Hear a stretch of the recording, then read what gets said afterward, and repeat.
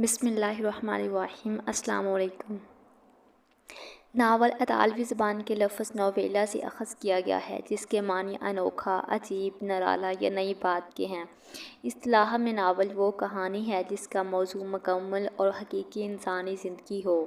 Novel وہ صنف سخن ہے جو کسی خاص زمان و مکان میں رہتے ہوئے اس ماحول کی حقیقی زندگی کا عکس اور مکمل فلسفہ مربوط نثری قصے کی صورت میں پیش کرے۔ ناول کی تعریف اور اس کے آپ کو سمجھ آ گئی ہوگی۔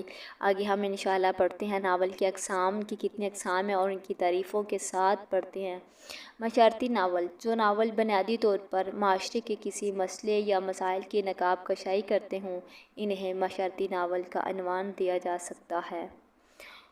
جیسے میں نے آپ کو کہا تھا کہ جیسے جیسے ہم واقعاتی ناول، نظریاتی ناول کے یہ سب کی میں آپ لوگوں کے ساتھ شیئر کروں گی اور ان کو تفصیل کے ساتھ بیان کروں گی، اور میں امید کرتی ہوں کہ آپ کو سمجھ آ گئی ہوگی اور سمجھ آئے گی بھی انشاءاللہ، اور آپ اس کو اپنے نوٹس میں اتار لیجیے گا۔ واقعاتی ناول: جن ناولوں میں پلاٹ پر زیادہ زور ہوتا ہے، یعنی ان پر واقعات کی بھرمار ہوتی ہے، انہیں ہم واقعاتی ناول کہہ سکتے ہیں۔ کرداری ناول: جن ناولوں کا مرکزی تاثر کسی خاص کردار کی خصوصیات سے تشکیل پائے، انہیں کرداری ناول سے موسوم کیا جا سکتا ہے۔ نیکسٹ جو پوائنٹ ہے وہ ہے نظریاتی ناول: جن ناولوں میں مقصد یا نظریہ زیادہ ابھرا ہوا ہوتا ہے، انہیں ہم مقصدی یا نظریاتی ناول قرار دے سکتے ہیں۔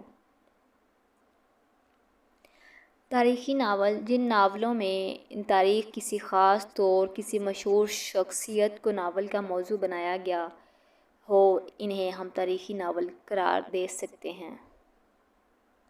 اور جو باقی ناول ہیں اور بھی ان کے اقسام ہیں، جاسوسی ناول ہو گیا، اصلاحی ناول، انشاءاللہ میں کل والی ویڈیو کے ساتھ آپ لوگوں کے ساتھ شیئر کروں گی۔ مجھے دعاؤں میں رکھیے گا، مجھے اپنی دعاؤں میں یاد رکھیے گا۔ اللہ حافظ۔